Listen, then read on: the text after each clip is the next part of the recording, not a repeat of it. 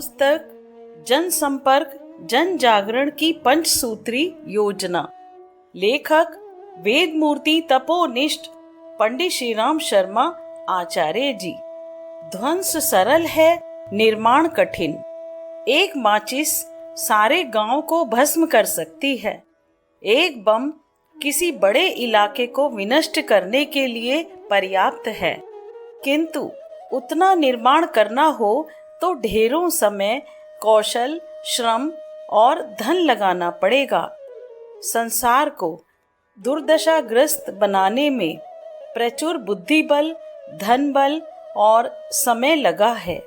युग परिवर्तन एवं अभिनव सृजन के लिए उससे अधिक मात्रा में प्रतिभा और संपदा नियोजित करनी पड़ेगी। युग निर्माण तभी संभव और सरल हो सकता है जब उपयुक्त मात्रा में श्रेष्ठ जनों का सहयोग, अनुदान उपलब्ध हो। इस प्राथमिक आवश्यकता की पूर्ति के लिए घर घर अलख जगाने और जन जन से संपर्क साधने की आवश्यकता पड़ेगी। तभी गहरे पानी में डुबकी लगाकर मोती ढूंढने जैसा वह कठिन काम संपन्न करना होगा, जिसके अनुसार भावनाशील, विचारशील, उदार जनों में समय की मांग समझाई और गले उतारी जा सके। समर्थन और सहयोग तो इतना बन पड़ने के बाद ही मिल सकता है। विचार क्रांति अभियान की प्रवृत्तियों, गतिविधियों को व्यापक एवं सफल बनाने के लिए इतना जुटाए बिना गाड़ी 1 इंच आगे बढ़ने वाली नहीं है। अस्तु, युग परिवर्तन का प्रथम कार्यक्रम सज्जनों का सहयोग अर्जित करना है। इस खोजबीन को सुविस्तृत क्षेत्र में गतिशील करने के लिए जनसंपर्क की, जन जागरण की पंचसूत्री योजना बनी है। यह कार्य जहां पैर जमाकर आगे बढ़ाया जा सकता है, उन स्थायी केंद्रों की सशक्तता के लिए प्रज्ञापीठों और प्रज्ञा संस्थानों की स्थापना हुई है। शिक्षा विस्तार के लिए स्कूल, स्वास्थ्य संरक्षण के लिए अस्पताल, उत्पादन के लिए कारखाना, योजना के कार्यान्वयन के लिए दफ्तर बनाने पड़ते हैं। सैन्य सज्जा के लिए छावनी और धर्म प्रचार के लिए देवालय बनाने की आवश्यकता पड़ती है। युग चेतना के उत्पादन एवं वितरण के लिए इन्हीं दिनों छोटे बड़े सहस्त्रों प्रज्ञा संस्थान बने हैं और गतिशील हुए हैं। इन सभी की इमारत बनाकर या मांगे की इमारत का प्रबंध करते ही इस काम में जुटा दिया गया है कि जन जागरण के लिए घर घर अलख जगाने और जन जन से संपर्क साधने में सर्वतोभावेन जुट पड़ें, ताकि यह खोजा जा सके कि भावनाशील परमार्थ परायणों के मणि मुक्तक कहाँ कहाँ विद्यमान हैं और उन्हें किन उपायों से नवयुग सृजन की युग पुकार में सहयोगी बनाने के लिए सहमत किया जा सकता है। युग सृजन बड़ा काम है। उसमें 500 करोड़ मनुष्यों के दृष्टिकोण, स्वभाव, अभ्यास, व्यवहार में क्रांतिकारी परिवर्तन करने की आवश्यकता पूरी करनी होगी। समाजगत प्रचलनों का उल्टापन उलटकर सीधा करना होगा। इतना बड़ा कार्य चुटकी बजाते होने वाला नहीं है। उसमें लंका दहन और राम राज्य स्थापना, अनाचारों का उन्मूलन और महाभारत आयोजन, भ्रांतियों और विकृतियों से जूझने वाले धर्म चक्र प्रवर्तन, स्वतंत्रता संग्राम के सत्याग्रह आंदोलन से भी बड़े कदम उठाने पड़ेंगे। वे कार्य क्षेत्रीय, सामयिक एवं सीमित लोगों से संबंधित थे। युग सृजन में हर मनुष्य को झकझोरना और बदलना पड़ेगा। गिराने को तो पृथ्वी की आकर्षण शक्ति ही बहुत है, पर उठाने उछालने के लिए भारी शक्ति संजोनी पड़ती है। तमिश्रा निवारण और प्रकाश का आगमन दैवी होते हुए भी उस प्रभात बेला में मनुष्यों को भी स्वच्छता से लेकर कार्यरत होने की तत्परता बरतनी पड़ती है। मूर्धन्यों को इस युग संधि बेला में इसी प्रकार अपनी हलचलें तीव्र करनी होंगी। रीछ वानरों, ग्वाल बालों, बौद्ध परिव्राजकों, सत्याग्रहियों की तरह युग सृजेताओं का बहुत बड़ा समुदाय खड़ा करना समय की सबसे बड़ी मांग को पूरा करना है। तत्काल क्या किया जाना है, इसका उद्देश्य समझ लेने के उपरांत प्रत्येक विचारशील को सर्वप्रथम एक ही काम में जुटना है, सत्य प्रयोजनों के लिए व्यापक संपर्क।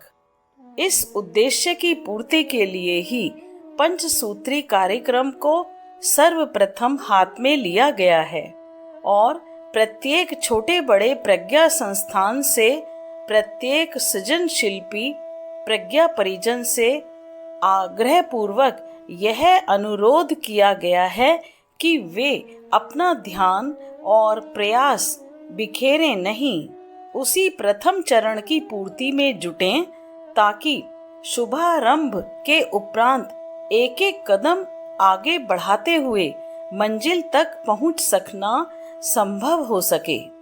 इसके लिए पंचसूत्री योजना से बढ़कर सरल एवं प्रभावी कार्यक्रम और कोई बन नहीं सकता था।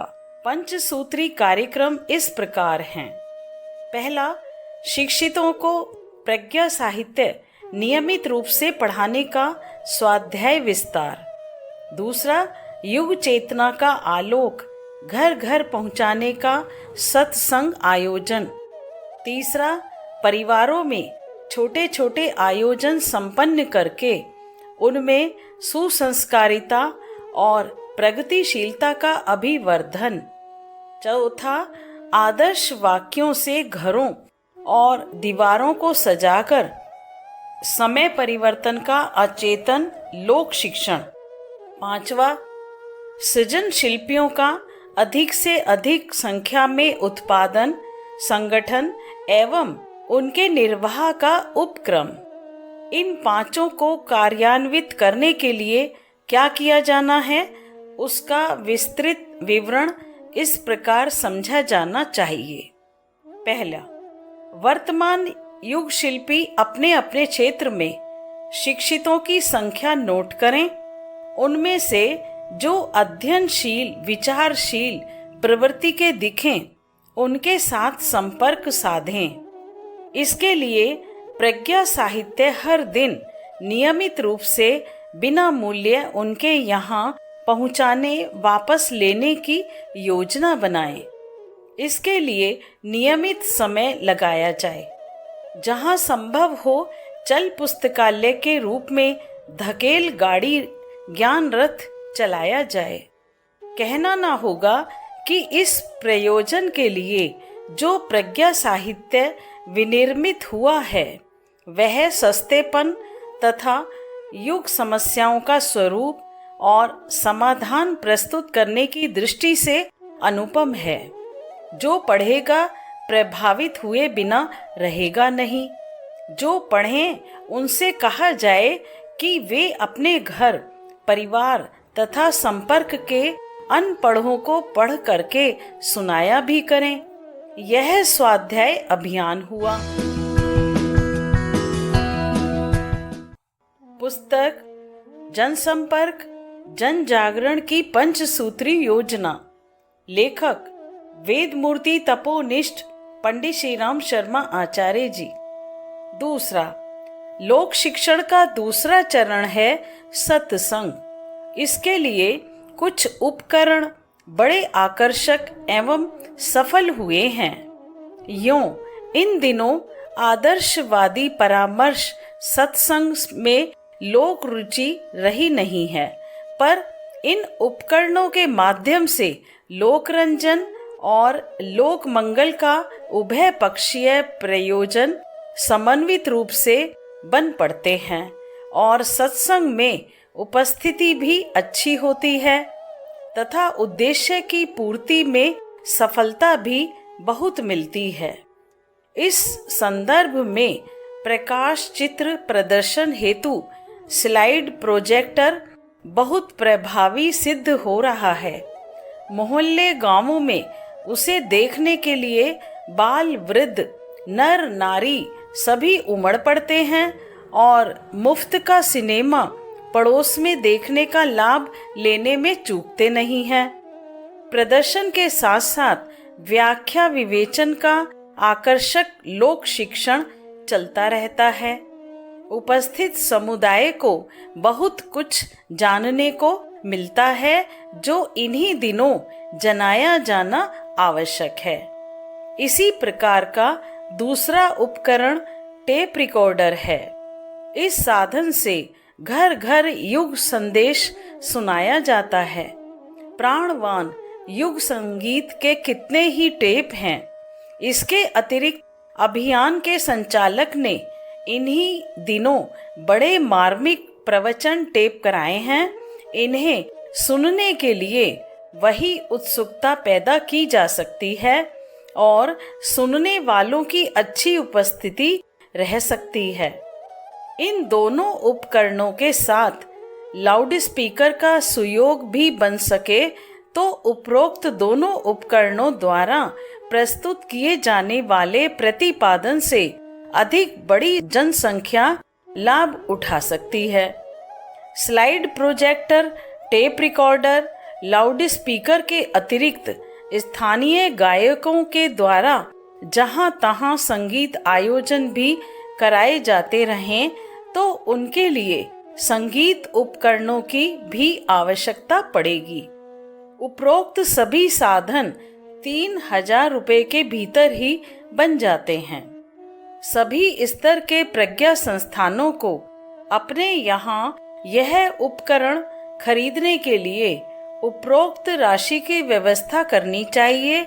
जहाँ इतना बन पड़ेगा वहाँ मोहल्ले मोहल्ले प्रभावी सत्संग प्रचलन करने में तनिक भी कठिनाई ना पड़ेगी। चल पुस्तकालय का ज्ञान रथ और बना लिया जाए तो उससे घर घर पुस्तकें पढ़ाने के अतिरिक्त साहित्य विक्रय का क्रम भी चल सकता है और उसके लाभांश से कार्यकर्ता निर्वाह की आवश्यक पूर्ति भी होती रह सकती है। ज्ञान रथ को खड़ा करने में अतिरिक्त रूप से 1000 की पूंजी लग जाती है। तीसरा, जन्म दिवसोत्सव संस्कार आदि मिशन के प्रत्येक कर्मठ कार्यकर्ता का उनके घरों पर मनाया जाना चाहिए। छोटे यज्ञ अनुष्ठान प्रवचन आदि के सहारे यह आयोजन बड़े ही प्रभावी सिद्ध होते हैं। मित्र पड़ोसियों को सूचना देने पर वे खुशी खुशी एकत्रित होते हैं।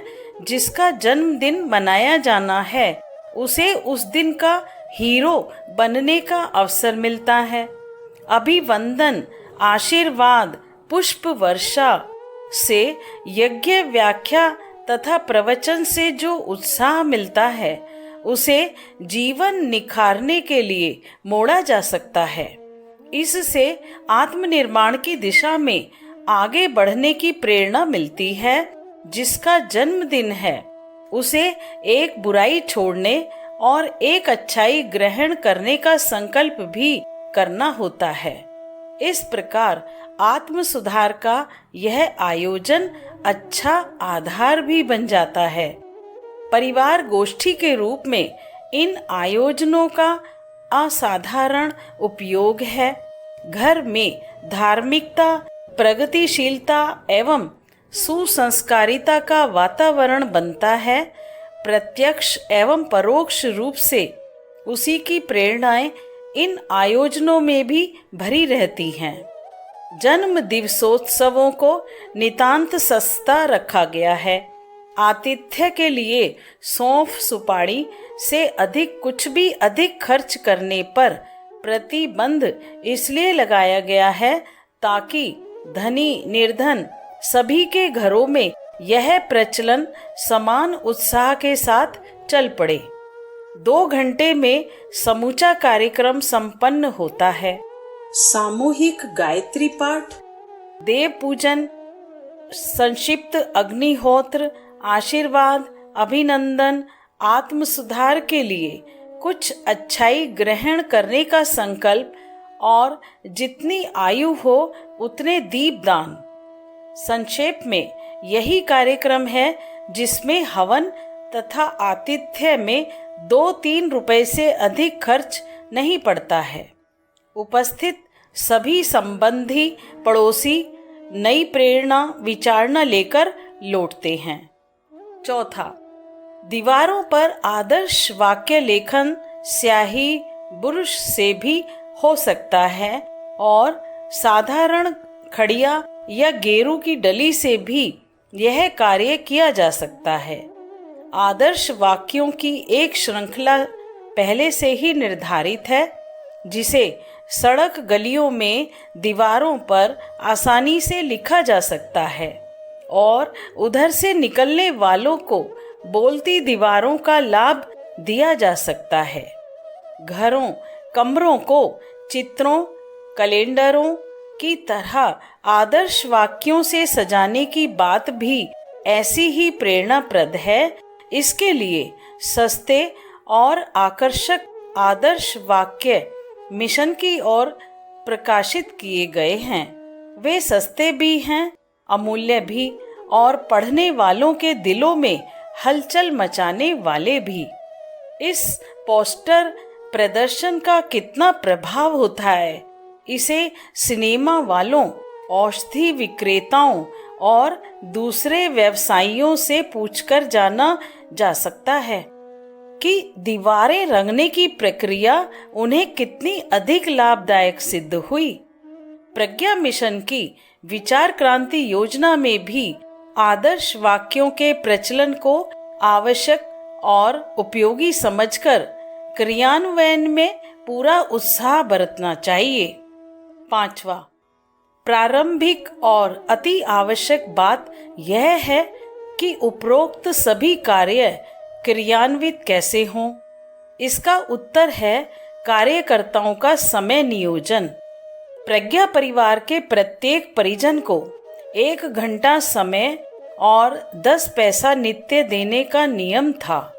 अब उसे युग संधि की महती आवश्यकता को देखते हुए दुगना कर दिया गया है।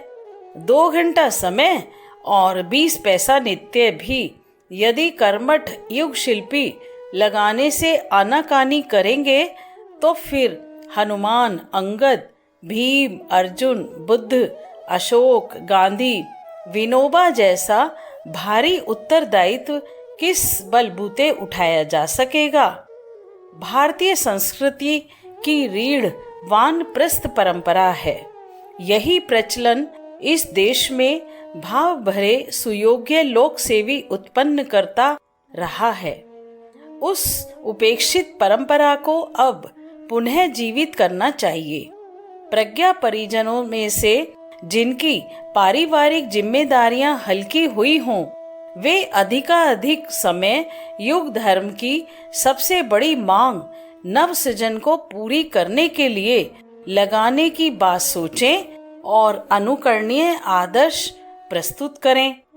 जहां बन पड़े न्यूनतम एक कार्यकर्ता पूरे या आधे समय का नियुक्त करने के लिए वैतनिक रूप से रखने की भी सोचें। नियमित कार्यक्रम उसी के सहारे चल सकते हैं। स्वाध्याय, सत्संग और सम्मेलन की तीनों ही प्रमुख गतिविधियों को अग्रसर करने के लिए झोला पुस्तकालय चलाया जाए। स्लाइड प्रोजेक्टर, टेप रिकॉर्डर, जन्म दिवसोत्सव, यह 3 कार्यक्रम नित्य नियमित रूप से चलाने होते हैं। इनके लिए एक उपयुक्त व्यक्ति तलाश किया जाए। रिटायर वर्ग में से, खाली लोगों में से जो भावनाशील, परिश्रमी और मुखर हों। ढूंढने पर स्वल्प पारिश्रमिक में भी सेवा धर्म की महत्ता को स्वीकारने वाले उपलब्ध हो सकते हैं। ज्ञान घटों के पैसे, महिलाओं के धर्म घटों का अन्न, मासिक अंशदान, पुस्तक विक्रय का लाभांश आदि से मिला जुला कर ऐसी व्यवस्था करनी चाहिए कि न्यूनतम एक व्यक्ति का निर्वाह व्यय निकलता रहे। यों जन्म दिवसोत्सवों पर दक्षिणा रूप में एक एक ज्ञान घट स्थापित करते चलने की चेष्टा की जाती रहे तो उससे भी अधिकांश स्थानों पर वह स्थापना होती रहेगी जो हो। प्रत्येक प्रज्ञा संस्थान को एक स्थायी कार्यकर्ता की नियुक्ति का प्रयत्न करना चाहिए। जहाँ प्रज्ञा पीठें हैं वहाँ 2 की आवश्यकता पड़ेगी। एक समीपवर्ती क्षेत्र के 7 विभाग करके हर दिन एक एक क्षेत्र में उपरोक्त पंचसूत्री योजना चलाने के लिए और एक स्थानीय गतिविधियां चलाने के लिए। दोनों समय पूजा आरती, रात्रि की प्रज्ञा पुराण कथा, दिन में प्रौढ़ों, महिलाओं एवं बालकों की 2-2 घंटे की पाठशालाएं, व्यायामशाला एवं जड़ी बूटी उद्यान का संचालन, पुस्तकालय आदि की व्यस्त गतिविधियां हर प्रज्ञा पीठ में चलनी चाहिए। इसके बिना वे मनोकामना के लिए देवी की पूजा पत्री चलाते रहने वाले प्रचलित मंदिरों जैसे ढकोसले बनकर रह जाएंगे। वे स्थापना का वह उच्च स्तरीय प्रयोजन पूरा न कर सकेंगे जिसमें उन्हें चर्चों की तुलना में अपने क्षेत्र में प्राण प्रेरणा बिखेरने का काम परिपूर्ण तत्परता के साथ करना है।